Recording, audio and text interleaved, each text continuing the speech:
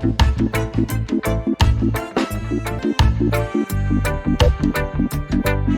day. This is episode 44 of the Frankly Speaking Jamaica podcast. I'll explain by reference to the public transport system why there is so much hopelessness in Jamaica. And it's not only because of crime. Krystal Cameron's allegory about the chickens hits home on inflation and depreciation of the currency. Desmond Richards gives his take on prayers and crime. Now, here's my commentary, frankly speaking. Jamaica cannot remain the same if it is to be attractive to the present or next generation of Jamaicans.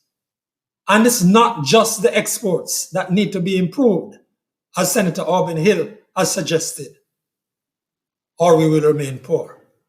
The problem is that many of these issues that Jamaica must face are long-standing ones to be taken on by ourselves, as Minister of Tourism Ed Bartlett was saying at the weekend, when he said, in effect, it's difficult to market this crime-infested, lawless place as a tourism destination. One of the reasons there is so much hopelessness, so much apathy, so much despair, so much disconnection from Jamaica is that people can see nothing seems to be changing. Where then must the hope and national pride come from? And frankly speaking, it's not just crime. There are no answers there either. And as we were reminded in that video last week out of Hanover, the murderers are more cold-blooded and fearless, even wearing slippers to the murder scene and stocking up on liquor after killing a businessman at his cash register. Frankly speaking, the country's financial indicators are largely in good stead, but nothing else appears to be getting better or being changed with our quality of life. I want to focus on one reality that affects hundreds of thousands of Jamaicans every day: public transport. What passes for public transport in Jamaica is a shame. Nobody who can do better uses the public transport system, if we may call it that.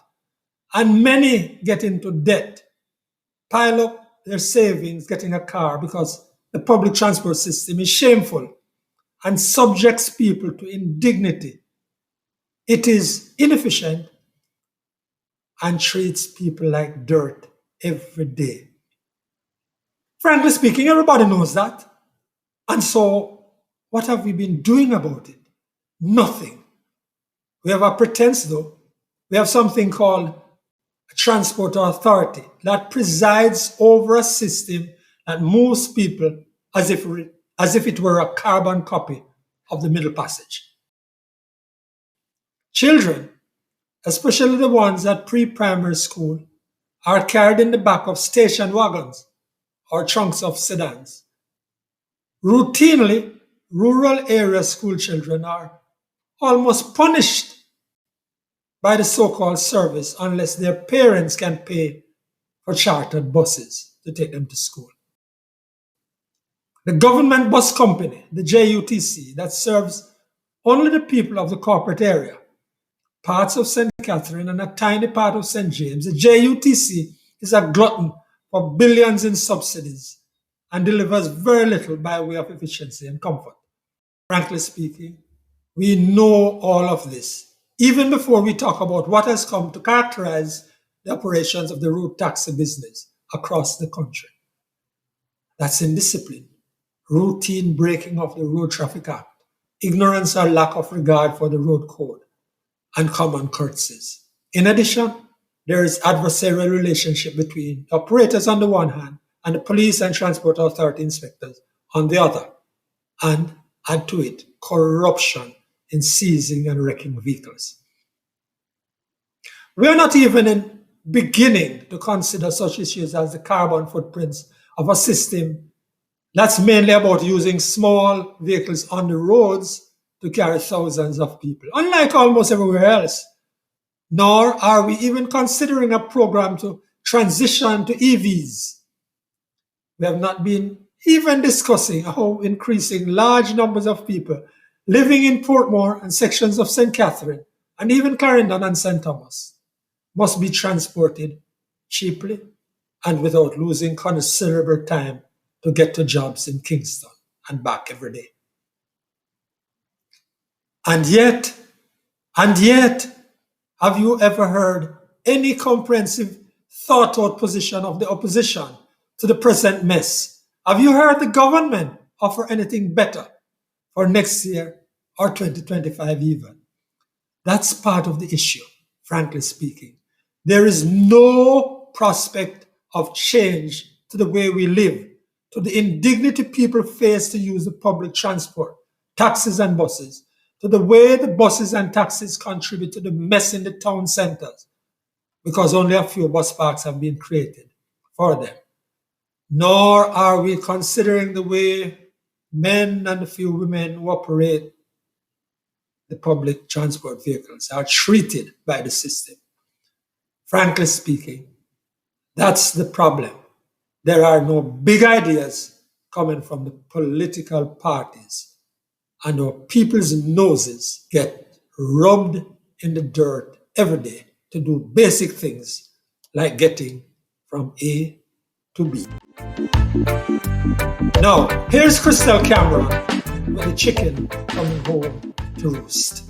Paper money initially began as promissory notes, written promise to pay a debt. A person would write a note on a piece of paper promising the bearer of the note a certain quantity of goods or services that the note writer could provide on demand. To illustrate, let us pretend that a chicken farmer was in the village market and wanted to trade for a basket of apples. He did not have his chickens with him, so he might write a note to the apple seller entitling the bearer of the note to come up to the farm at any time and pick out 2 healthy chickens. The chicken farmer would be able to walk away with his basket of apples, and it would be up to the apple grower to visit the farm one day to redeem the note by getting his 2 chickens. As long as people have faith in the chicken farmer's ability to honor his notes, he will be able to use them for barter. The apple grower can exchange those same notes to a cloth merchant, and the chickens themselves have never left the coop, yet they have changed ownership twice in one day. This type of exchange was all that paper money was initially created for. But do you see the temptation that it can open up? If the chicken farmer knows that some time will pass before he must redeem his notes with actual chickens, or that some of his notes will circulate forever and never come in for redemption, he might be tempted to issue more notes than he has in actual chickens, thinking that he will be able to cover all the notes by the time they come back to him. Temptation now gets the best of the chicken farmer. The chicken farmer has a big family get together and he's wanting to impress his in-laws with an opulent feast. So down to the market he goes, where he writes notes for chickens not yet hatched and stocks up with an abundance of goods from other merchants. Several things can now happen. The chicken farmer will get away with it if he's always able to meet the demand for chickens when his notes come in for redemption. Another thing that may and often will occur is that he has so saturated the marketplace with his chicken notes that most people just do not want any more of them. So he must offer more hens for each trade to make people feel that it's worth their while. He's now writing notes for 2 or 3 chickens in exchange for items that he previously only had to issue single chicken notes. As these chicken notes circulate, they become less and less valuable because there's so many of them. A vicious spiral now ensues. The more notes the chicken farmer issues, less valuable they become, and the more he has to issue in order to get what he wants. This is known as inflation. And now comes the worst part. With more and more notes outstanding, an increasing number of notes will start coming in for redemption. Soon the farmer will see his true wealth, which is the supply of chickens, is becoming rapidly depleted, even though only a small portion of his outstanding notes have come back. To preserve his chickens, he must decrease the value of his notes by declaring that the outstanding notes are now only good for half of what they say. This is called devaluation. And since the farmer may find it difficult to admit that he had issued more notes than he had chickens, he may try to save his reputation by lying. That will probably not prevent him from becoming very unpopular. Public faith in his notes will be destroyed. You will either have to revert back to straight barter, or else you will need to acquire someone else's notes in order to continue trading in the market. The chicken farmer's story is also the story of Jamaica, and shadows from the past stretching into the future. A story I stumbled into on a path less taken down the rabbit hole of history. A story about the formation and character and fate of a country, a people, and the decisions that decided their future. A story of a boy from a small island who went to England to study in in the final months of the Second World War and the dangerous ideas that would solidify in his mind from his experiences and influences. A story about the spread of democratic socialism, communism, radical black nationalism, riots and the genesis of political violence and rising crime rates. About the inflation and devaluation, poverty reduction and brain drain of 85% of tertiary graduates, government overspending and the introduction of way too many high denomination notes in one lifetime. The undecorated story of a currency's $153 slide in value in a mere 47 years and one small country's resigned and rapid decline from a jewel to a speck. I hope you will join me, viewer. Far too much of this story is unknown.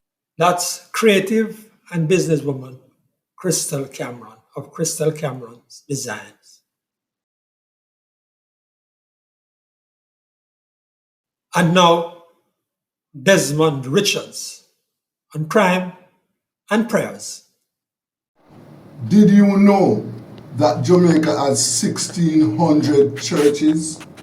That is more church per square mile than any other country that I know of. Now, when you look at that statistic, Jamaica should be among the oldest, if not the oldest country in the world. Yet, our country is among the top ranking killing fields globally. Yes, that is a fact. Jamaica is very high up on the scale of countries where citizens are murdered. And also, when you look at our history, we have been ruled by violence. Ever since the Spanish colonizers murdered the Taínos with war and diseases and forcefully brought Africans here as enslaved people, we have been ruled by violence. Now, instead of attacking the social, political and economic problems at the heart of our problem in Jamaica, successive national security ministers have called for divine intervention. Divine intervention. Prayers did not save the Taínos. They did not save slaves from being murdered, tortured and beaten by the slave owners. And prayers has not saved 40,000 and climbing men, women and children who have been murdered in Jamaica since 1982. That is also a fact, right? It has not helped to deal with the social situation where we have 1 million black Jamaicans living under subhuman conditions. Now we know that if you deal, there is abundant, numerous reports, research papers on what is to be done about the social problems affecting the country. Not praying, not prayer. Prayer is not mentioned in no one of them. Not one of them. The data shows that we must deal with the social problems facing the country. Like, for example, the landlessness. And when I talk about dealing with the problems, I am not talking about building up housing schemes like Tivoli Gardens and Concrete Jungle, Trenchtown. No. Because those are among the killing fields in Jamaica.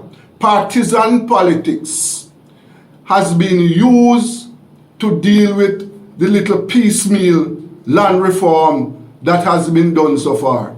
No, we want a comprehensive land reform, a comprehensive social political reform in the country to address the social conditions so that people can live in peace, so that people can work in peace and feel a part of the country, right?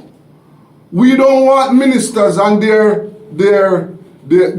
supporters, when they are on the hosting, they tell us that we can sleep with our doors open. When they fail to solve the problem, they are telling us to go down on our knees while gunmen are blowing out our brains.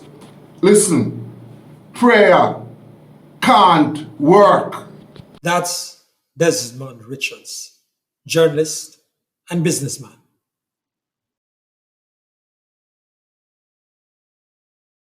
Here now is Endgame. Over the last 2 weeks, we have been sharing with you Lenny Littlewhite's recollection of the birth of CVM television more than 30 years ago and what went wrong along the way. Briefly, he pointed to the original concept of a small, efficient production house getting on top of the news and farming out much of its work. But that was ripped up for an expansive station with tons of bills and little revenue. And then the major stakeholders were forced to sell majority control to Michael Leachin, who did not do what he promised to rescue the company, says Lenny. Lenny says, quote, when Leachin introduced foreign management that had no knowledge of the broadcast industry, it was downhill after. The best staff resigned or were made redundant. The best local programs were shelved. The once promising broadcast venture became a poor shadow of what it used to be, and soon the advertising market looked the other way. Curtains, end quote.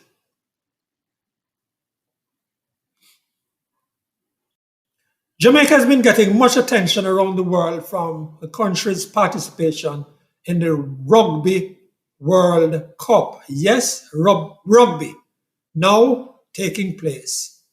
Okay, it's not that we are going to win it or even create any major upsets.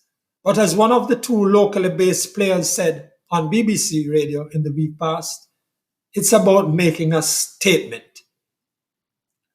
That's it for the Frankly Speaking Jamaica podcast this week. Please like, share, and comment on the channel. And please subscribe if you haven't yet done so. Until then, I'm Franklin McKnight.